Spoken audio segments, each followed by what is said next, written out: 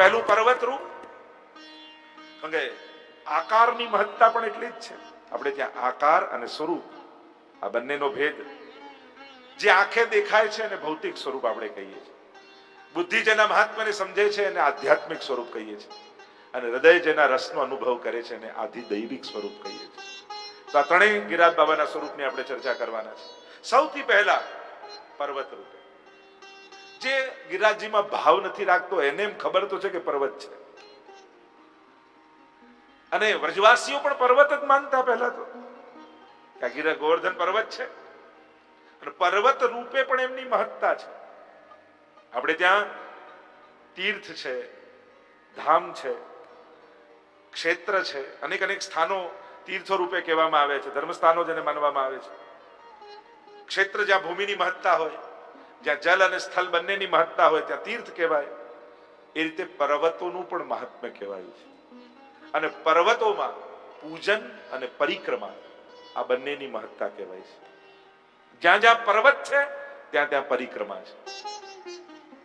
નદીઓની પરિક્રમા બહુ ક્રમ નથી, એક નર્મદાજીના પરિક્રમાનો ક્રમ અને એનો ઇતિહાસ કંઈક બહુ વિશેષ રૂપે સ્પષ્ટ રૂપે કદાચ ના મળે, પણ જ્યાં જ્યાં પર્વતો છે ત્યાં ત્યાં પરિક્રમાનો ક્રમ છે. પણ અન્ય સ્થાનોની પરિક્રમા એટલે ગોળ ફરવું, પરિક્રમા. અને પરિક્રમા પણ પૂજનનો એક ભાગ જ છે. તમે ષોડશોપચાર આદિ પૂજન કોઈ પણ કરવા બેસો તો બ્રાહ્મણો પણ આ ચલો આમ હાથ કરીને ફેરવો, પરિક્રમા પદે પદે એમ કરીને તમને બેઠા બેઠા પરિક્રમા કરાવે. તો પૂજનનો એક અંગ છે. એટલે કે જ્યારે જ્યારે ગિરિરાજજીનું પૂજન કરો અને પરિક્રમા દ્વારા તમે એને પૂજનને પૂર્ણ કરો છો. પણ અન્ય પર્વતોની પરિક્રમા અને ગિરિરાજજીની પરિક્રમામાં ઘણો મોટો ભેદ છે, કારણ આ લીલા સ્થળી પણ છે. જો ઘણી તપસ્થલી હોય, ઘણી નિર્વાણ સ્થળી હોય, સમાધિ સ્થળી હોય, અને ઘણી લીલા સ્થળી હોય. અને લીલા સ્થળી કોને કહેવાય? ઘણી ઐતિહાસિક ભૂમિ હોય. જો વ્રજ એ ઐતિહાસિક ભૂમિ નથી, હિસ્ટોરિકલ પ્લેસ નથી, આ લીલા સ્થળી છે. આ વાત ક્યારે ન ભૂલવું જોઈએ. અહીંયા ક્યારે પણ કૃષ્ણના જે જે ચરિત્રો છે એનો ઇતિહાસ જોવા આપણે આવતા નથી, કારણ કે વ્રજમાં ભૂતકાળ છે જ નહીં. અહીંયા તો સદા વર્તમાન છે. એટલે કે જ્યાં અખંડ, કારણ કે આને ધામ કહીએ છીએ ને, ધામ કોને કહેવાય? જ્યાં પ્રગટ રૂપે સદાય ભગવાનનો વાસ હોય એને ધામ કહેવાય.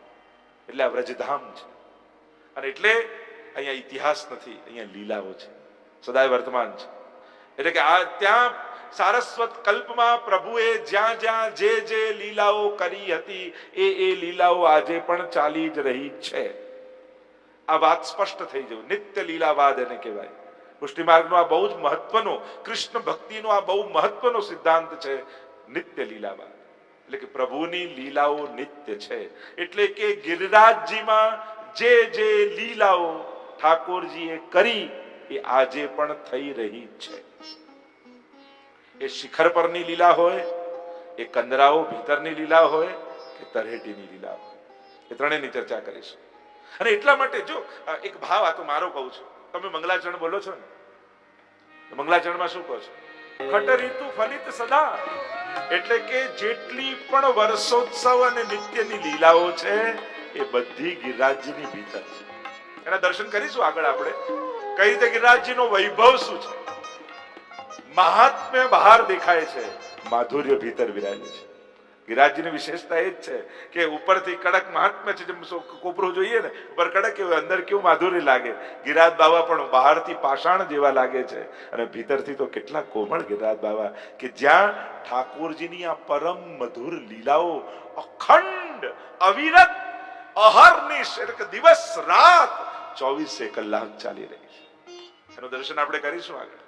કઈ રીતે સવારે મંગળાથી લઈને શયન સુધી જે આપણા માટે વર્ષોત્સવ છે ને, વર્ષની લીલાઓ, ઠાકોર ગિરિરાજજીની ભીતર એક દિવસની લીલા છે. એનો કાલ કંઈક જુદો છે. આપણા માટે જે 6 ઋતુ 12 મહિનામાં આવે એ 6 ઋતુઓ ગિરિરાજજીમાં સવારથી રાતમાં આવી જાય, મંગળાથી શયન સુધીમાં. તેનો કાલ જુદો છે, સમય જુદો છે. જો આપણે ત્યાં બ્રહ્માજીનો કાળ કહીએ ને, કે બ્રહ્માજીનો આવો કાળ ને ઇન્દ્રનો આવો કાળ, આખો સમયનો જેમ છે એમ વ્રજનો ગિરિરાજજીનો સમય કંઈક જુદો ચાલી રહ્યો છે, એની ઋતુ કંઈક જુદી ચાલી રહી છે. અને એમ પણ જે વ્રજયાત્રા કરતા હશે ને, લીલી પરિક્રમા કરો એટલે તમને એ 40 દિવસમાં 6 ઋતુનો અનુભવ થઈ જાય. શરૂ થાય ત્યારે એવી ગરમી અને પૂરી થાય ત્યારે એવી ઠંડી સવારે સવારે લાગવા માંડે. એમ તમને 6 ઋતુનો 40 દિવસમાં અનુભવ થઈ જાય. અને નામ જ છે ને, જો યાત્રા કેટલા દિવસની? 40. એટલે 40 ચાલતા ચાલતા ચાલતા ચાલતા ચાલતા જ રહેવાનું. ચાલીને 40 એટલે 40 દિવસની. જો એટલે જો હું મૂળ વાત ચર્ચા કરી, આ બધી ચર્ચાઓ તો ભીતરના વૈભવની તો 3 દિવસ આ જ કરવાનું છે, ગિરિરાજજીના જ ગુણગાન કરે. મને કોઈ ઉતાવળ નથી, હું તો આના માટે જ આવ્યો છું, ગાવા માટે. જે ચર્ચા કરી તો ક્ષીર સાગર તમને ક્યાં જોવા મળે? નમામિ હૃદયે શેષે લીલા ક્ષીરાબ્ધિ. પેલા ક્ષીર સાગરમાં લીલા નથી, ત્યાં તો વિષ્ણુ ભગવાન શેષ શૈયા પર અને નાભીમાંથી કમળ બ્રહ્માજી અને લક્ષ્મીજી ચરણ દબાવી રહ્યા છે. એ નારાયણનું રૂપ છે. ત્યાં નારાયણ છે એ ક્ષીર સાગરમાં. આ ક્ષીર સાગરમાં નારાયણ નથી, અહીંયા તો વ્રજાધીપ છે. તો એ ક્ષીર સાગર જે મહાપ્રભુજી યાદ કરી રહ્યા છે એ બીજું કાંઈ નહીં, એ આ ગિરિરાજ બાબા જ છે. અને કેવા છે? શેષ શૈયા પર. ગિરિરાજજીના 5 સ્વરૂપમાં એક સ્વરૂપ સર્પનું છે ને, સ્વરૂપ રૂપ ગિરિરાજજી છે. એની પણ ચર્ચા કરી છે. 5 સ્વરૂપ કેમ ગિરિરાજજી ધારણ કરે છે? 5 સ્વરૂપ છે તો ખરા, પણ ધારણ કરવાનું કારણ કેમ? કેમ એ ગાય બને, કેમ એ ગ્વાલ બને, કેમ એ સિંહ બને, કેમ એ સર્પ બને? એટલે પ્રાય ગિરિરાજ બાબાને સર્પ રૂપે પ્રાય પ્રસિદ્ધ વાત છે ને. અનેક વાર દર્શન પણ ગિરિરાજ બાબા એ રીતે આપતા હોય છે. એટલે કઈ સૈયાજી પર પડે? જો એક સૈયાજી આપણે ત્યાં સિંહાસનનો એક ભાવ યશોદાજીની ગોદ છે, એવો જ બીજો એક ભાવ ગિરિરાજ બાબાની કંદરા પણ છે. તો આ સર્પ સૈયા, આ શેષ સૈયા બીજી કોઈ નથી, ગિરિરાજજીમાં બિરાજમાન. તો નમામિ હૃદયે શેષે, એ ગિરિરાજ બાબાના હૃદય રૂપી શેષ પર ઠાકોરજી પોઢેલા છે. કારણ કે પોઢેલા શયન એટલે સુઈ નથી ગયા. શયનમ એટલે મહાપ્રભુજી ત્યાં અર્થ કરે છે લેટ્યા છે. કારણ કે પ્રભુની અનંત લીલાઓ ત્યાં ચાલી રહી છે. અને એનું પણ વર્ણન જ્યારે ચતુર્ભુજદાસજીને દર્શન કરાવ્યા ગુસાઈજીએ કૃપા કરીને, એની પણ ચર્ચા આપણે આગળ કરીશું કે કેવી કૃપા ગુસાઈજીએ કરી કે આજ નેત્રોથી પ્રગટ લીલાના દર્શન. અને સ્વયં ગિરિરાજ બાબા એમનો હાથ પકડીને લઈ ગયા છે અને એક એક ઋતુમાં લેતા જતા અને દ્વાદશ નિકુંજનો અનુભવ ગિરિરાજજીની ભીતર એમને કરાવે છે. એની ચર્ચા થશે. નમામિ હૃદયે શેષે. કોને નમન કરું છું? જે હૃદય રૂપી શેષ પર પડ્યા છે, જે ક્ષીર સાગરમાં. આ ક્ષીર સાગર એટલે શ્રી ગિરિરાજ બાબા. અને લક્ષ્મી સહસ્ત્ર લીલા ભી. ત્યાં તો એક જ લક્ષ્મી છે નારાયણ પાસે, પણ અહીંયા તો ગિરિરાજજીની આસપાસ અનંત ગોપીજનો બિરાજમાન છે. એટલે જ આપણે ત્યાં વાર્તા સાહિત્યના ક્રમમાં એવો ક્રમ આવે છે કે એકવાર નિત્ય શ્રી ગુસાઈજી મુખારી પર ગિરિરાજજીને ભોગ ધરવા પધારતા ઉત્તાપન સમયે. એકવાર એટલું બધું મોડું થઈ ગયું એટલે ગિરધરજીને પણ થયું કે અહીંયા સેવામાં અવેર થાય છે, કાકાજી ત્યાં પધારે છે ગિરિરાજજીને ભોગ ધરવા માટે, તો આટલું બધું મોડું થાય એટલે કહ્યું કે હવેથી હું જઈશ, એટલે જલ્દી જલ્દી ધરીને આવી જાઉં. કારણ કે આટલા અવેરથી પધારે અને પછી આગળનો ક્રમ ઠાકોરજીનો બાકી હોય તો કેટલું મોડું થઈ જાય. એટલે ગુસાઈજી પધારે ને આરોગ આવીને ગિરિરાજ બાબાને, એટલે કહ્યું કાકાજી બહુ સેવામાં અવેર થઈ જાય છે, આ આપને બહુ મોડું થાય છે, એમ આપ આજ્ઞા આપો તો કાલથી હું આરોગાવા જાઉં. તો કહું બાબા ઠીક છે, આપ મેવો આરોગાવા જજો. અને બીજા દિવસે ગિરધરજી મેવાની છાપ લઈને આવ્યા ગિરિરાજજીને આરોગાવવા માટે, અને જુએ ત્યાં તો લાંબી ગોપીજનોની કતાર છે. અને કતારમાં છેક પાછળ ઉભા રહ્યા અને રોજ કરતા વધારે મોડું થયું. અને ત્યારે શરમાઈને આવ્યા, કાકાજી આપ જ પધારો સારું. મને થયું ગિરિરાજજી એકલા એ તો પર્વત આકારને એમને ભોગ ધરવા, મને ક્યાં ખબર કે આવા અનંત કોટી ગોપીજનો રોજ આરોગાવા માટે પધારે છે ગિરિરાજ બાબાને ભોગ. આ પુલિંદજીઓ અને અનેક પ્રકારના ગોપીજનો આસપાસથી લઈને મેવા અને અનેક પ્રકારની સામગ્રીઓ સિદ્ધ કરી અને ગિરિરાજ બાબાને ભોગ ધરવા માટે રોજ પધારે છે. હું તો એમ માનું કે કોઈ દેખાતું નથી એટલે કોઈ નથી. વ્રજમાં ખાલી દેખાય એમ ન માનતા કે જગ્યા ખાલી છે, ત્યાં અનેક વ્રજ ભક્તો બિરાજમાન છે. એટલે એવું નહીં સમજવું કે કોઈ નથી એટલે કાંઈ કોઈ નથી. આપણી આંખે કોઈ નથી દેખાતું, પણ ગોપીજનોની તો અખંડ સેવા ચાલી રહી છે. લક્ષ્મી સહસ્ત્ર. અહીંયા તો વ્રજલક્ષ્મીઓ છે, પેલા તો એક લક્ષ્મીજી છે, અહીંયા તો અનંત વ્રજલક્ષ્મીઓ ઠાકોરજીની સેવા કરે છે. લક્ષ્મી સહસ્ત્ર લીલા ભી. અને એટલે જ કહ્યું સેવ્યમાનમ કલાનિધિ. પેલા લક્ષ્મીજી કોઈ કલાનિધિની સેવા કરતા નથી, તો નારાયણની કરે છે. આ કલાઓ કઈ કળાઓ કે જે સર્વ કલાઓમાં નિપુણ છે, એવા સર્વ ભાવને સિદ્ધ કરનારા છે. સાચો કલાકાર એ જ કહેવાય જે પોતાની કલા દ્વારા નવે નવ રસનો અનુભવ કરાવી શકે. પૂર્ણ અવતાર, જો આપણે 16 કળાવાળા ઠાકોરજીને કહીએ છીએ, કલાનિધિ કીધું કહ્યું ને, અને ઠાકોરજીને શું કહીએ? પૂર્ણ કલાવાળા, 16 કળાવાળા ઠાકોરજી છે. સેવ્ય માનમ કલાનિધિ. અને 16 કલાવાળા કોને કહેવાય? જે ચારે પુરુષાર્થ તો સિદ્ધ કરે, પણ 9 રસનો અનુભવનું દાન કરાવી શકે. અને એ સામર્થ્ય કેવલ ને કેવલ કૃષ્ણમાં છે. બાકી 24 અવતારમાં અન્ય કોઈ અવતારો 9 રસનું દાન ના કરી શકે. ઠાકોરજી 2 જગ્યાએ અનુભવ કરાવ્યો. વ્રજમાં ગૌચારણ લીલાના પ્રસંગમાં, ત્યારે બહુ સમય નથી આપણી પાસે ચર્ચા કરવાનો, પણ જ્યારે ગ્વાલ બાલ સાથે ઠાકોરજી ગૌચારણ કરવા પધારે છે ને, ત્યારે એ ગ્વાલ બાલોને 9 રસનો અનુભવ કરાવે છે. એ જ ઠાકોરજી જ્યારે મથુરા પધારે છે ને, તો મલ્લા નામ શનિ નામ મરો શ્રીનામ સ્મરો મૂર્તિમાન ગોપા નામ સજનો સતાંગ ક્ષિતિ ભુજામ શાસ્તા પિત્રો શિશુ. ત્યાં મથુરા વાસીઓને જ્યારે ઠાકોરજી રંગ મંડપમાં પ્રવેશ કરે છે ને, ત્યારે જેનો જેવો ભાવ સુબોધનીમાં મહાપ્રભુજી સમજાવે છે, 9 રસનો અનુભવ મથુરા વાસીઓને કરાવે. અને એ જ રીતે રાસમાં પણ જ્યારે પોતાના સ્વ સ્વરૂપનું દાન ઠાકોરજી કરે છે, ત્યારે 9 રસનો અનુભવ ગોપીઓને કરાવે. તો પૂર્ણ અવતારનો, પૂર્ણ પુરુષોત્તમનું એક સૌથી મોટું લક્ષણ, જે 16 કળાવાળા જેમને કહીએ, એનું પ્રધાન લક્ષણ એ છે જે 9 રસનું દાન કરી છે. અને આ પ્રભુ કેવા છે? નટવર વપુઃ વરહા પીડમ નટવર વપુઃ.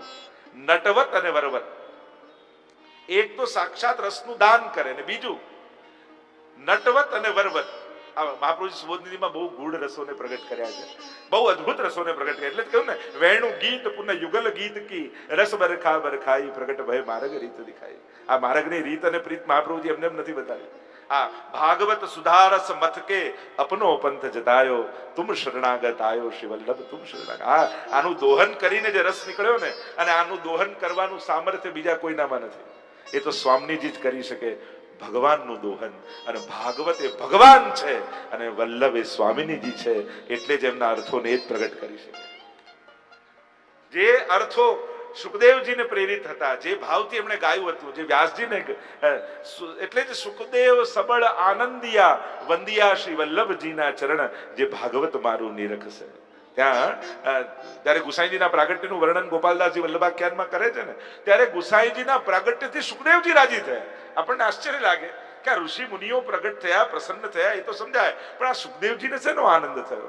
આ વ્યાસજીને શેનો આનંદ થયો? તો આનંદ એ વાતનો થયો કે અમે ભાગવત પ્રગટ તો કર્યું, પણ એના અર્થો કોઈ ગાઈ શકતું નથી. પણ હવે શ્રી વલ્લભ સુબોધનીજી રૂપે અને ગુસાઈજી ટિપ્પણી રૂપે ભાગવતના અર્થોને પ્રગટ કરશે ને, ત્યારે અમને આનંદ થશે કે હવે લોકો ભાગવતને સમજ્યા.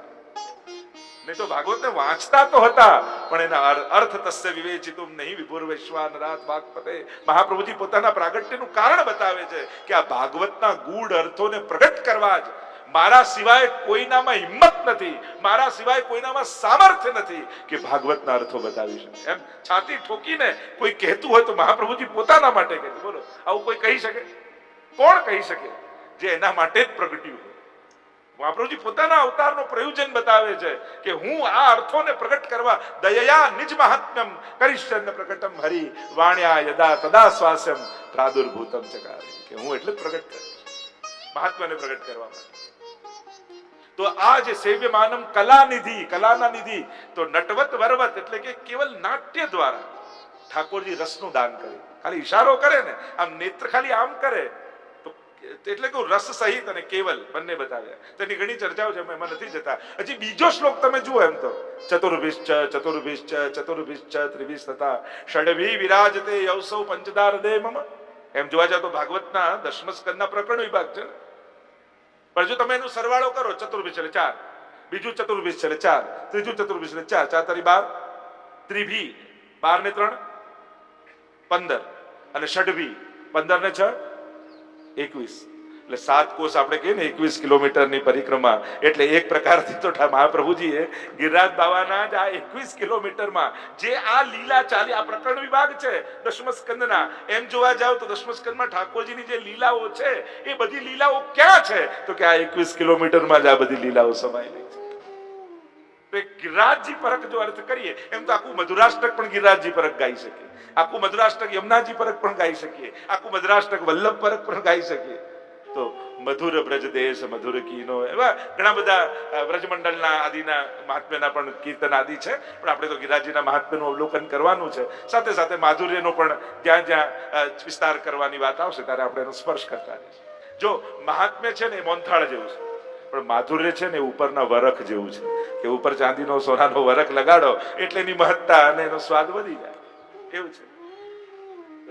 જેમ દૂધ હોય પોતે અમૃતરૂપ છે, થોડી કેસર નાખી દો તો કેવો એનો રંગ અને એનું વધી જાય, એમ એનું માધુર્ય મેળવી દઈએ એટલે એનો આનંદ વધી જાય. તો આમ ગિરિરાજ બાબા ના જો પ્રાગટ્યની આપણે ચર્ચા કરીએ અને અનેક અનેક ભગવદીઓની વાણીમાં પણ તમે જો આ તો સૌથી પહેલા જેમ સૌથી પહેલું પ્રાગટ્ય ગોલોકધામમાં ક્યાં બિરાજે છે ગિરિરાજ બાબા? ગોલોકધામ. અને એનું પ્રાગટ્ય ગર્ગ સંહિતામાં ગિરિરાજ ખંડમાં નારદજી બહુલાશ્વ રાજાને સમજાવે છે કે ઠાકોરજી અને સ્વામીજી વિહાર કરી રહ્યા છે અને વિહાર કરતા ચારે બાજુ ગોપીજનો ઠાડા છે. સ્વામીજીએ બિરાજીને નિકટ બિરાજેલા ઠાકોરજીને કહ્યું, મારા મનમાં એક મનોરથ જાગ્યો છે, આજ્ઞા કરો. મનોરથ એવો છે કે અનંત કોટી ગોપીજનો છે અને સર્વનો આનંદ છે, વ્રજભક્તો સહિત લીલાનો આનંદ તો છે, પણ મારે કોઈ એવું સ્થાન જોઈએ છે જ્યાં આપણો એકાંતિક વિહાર થાય, જ્યાં સુંદર કંદરાઓ હોય અને કંદરાઓમાં ગૂઢ નિકુંજની લીલાઓ થઈ શકે. અને એ જ સમયે સ્વામીજીના મનોરથ રૂપે જો ગિરિરાજજીના પ્રાગટ્યની અનંત ઘણી ગાથાઓ છે, બધી થોડી થોડી સ્પર્શ કરીશું. એ કથા તો એવી પણ માધુર્યમાં આવે છે કે સ્વામીજીના ચરણમાં એક રત્નનું ચિહ્ન છે અને એ રત્નમાંથી શ્રી ગિરિરાજજીનું પ્રાગટ્ય થયું છે. ચરણ ચિહ્નોની ભાવના આવે છે ને, એમાંથી એક ભાવના એ પણ છે કે એમાંથી પ્રગટ થયું છે. એ રીતે અનેક બધી ભાવનાઓ છે, ચર્ચા. એ રીતે સ્વામીજીના મનોરથ રૂપે ઠાકોરજીના હૃદયમાંથી, અને એક કથા એમ પણ છે કે ઠાકોરજી અને સ્વામીજીના બંનેના હૃદયમાંથી તેજ પુંજ નીકળ્યું અને આકાશ તરફ એ તેજ વધતું ગયું, વધતું ગયું, વધતું ગયું, વધતું ગયું અને ઠાકોરજીએ હાથ રાખ્યો અને તેજ પર્વત આકાર બની અને લીલામાં પ્રગટ થઈ ગયું. પર્વત રૂપે 100 શિખર વાળું પર્વત બન્યું એટલે લીલામાં ગિરિરાજજીનું નામ પડ્યું શતશૃંગ. 100 શિખર જેના છે એટલે કે એક વાત સ્પષ્ટ સમજી લો, વરાહ પુરાણમાં પણ એનું પ્રમાણ આવે છે કે આ બ્રજની ભૂમિ એ પૃથ્વીનો ભાગ નથી, આ પૃથ્વીનો ટુકડો નથી.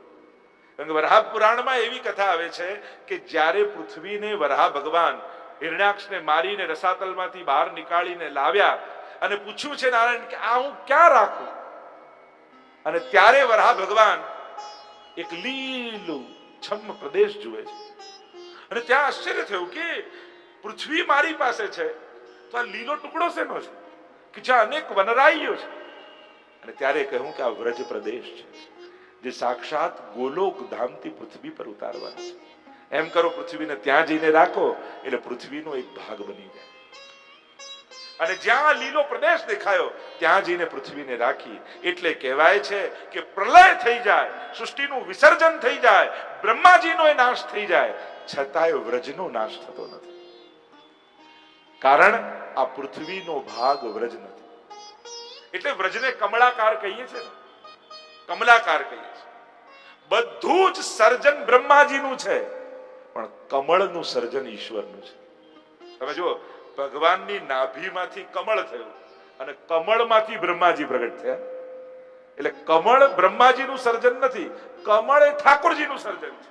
અને ઠાકોરજીએ કયું કમળ સર્જ્યું તો કે આ બ્રજ કમળ સર્જ્યું છે જેમાંથી આ સૃષ્ટિનો વિસ્તાર થયો છે. એટલે ખાલી કમળ ગજેન્દ્ર મોક્ષમાં પણ એવી કથા આવી, ગજેન્દ્રને એમ થયું કે હવે ડૂબવાનું જ છે, બધું જ સર્જન બ્રહ્માજીનું.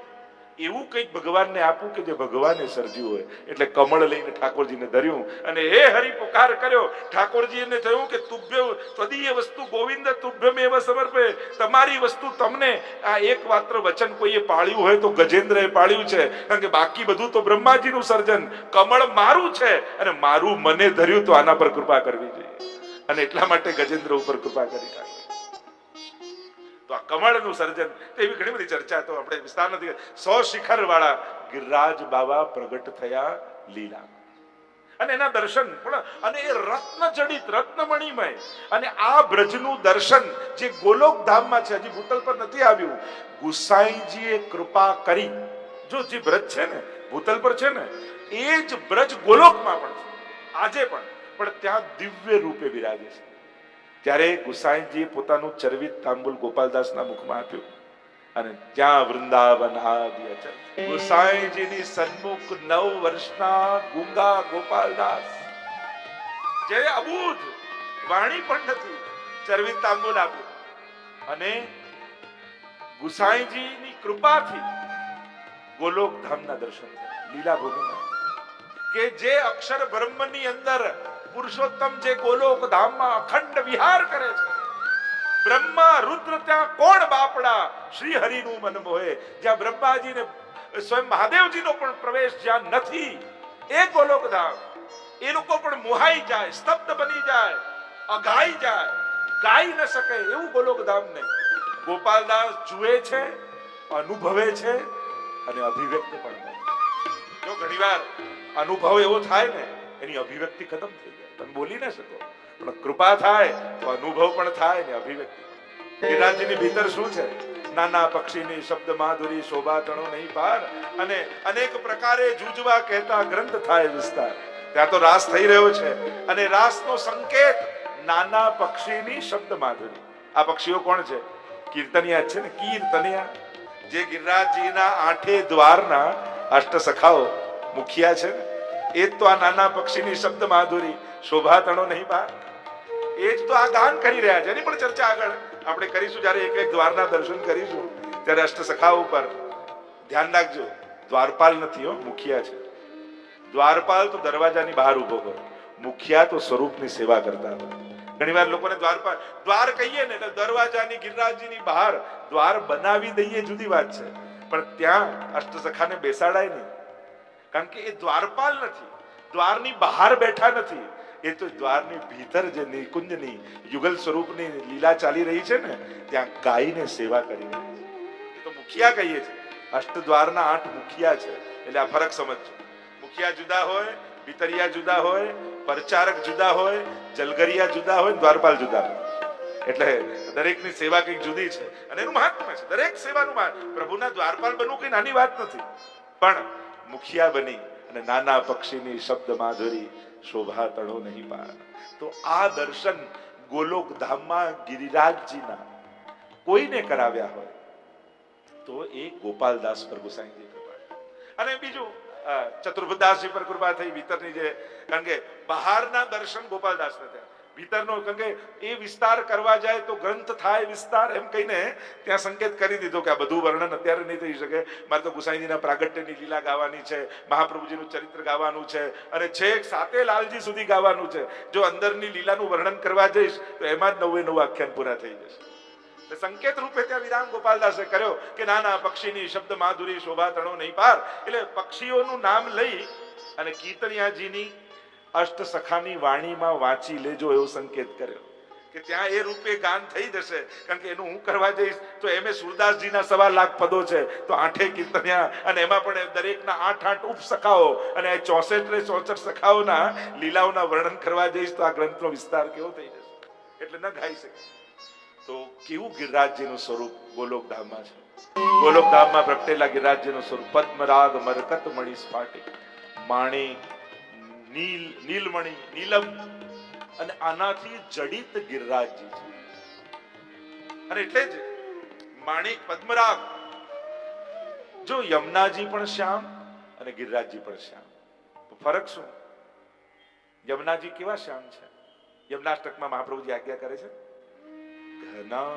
ઘનનિભે સદા ધ્રુવ પરાશરાભીષ્ટ દે.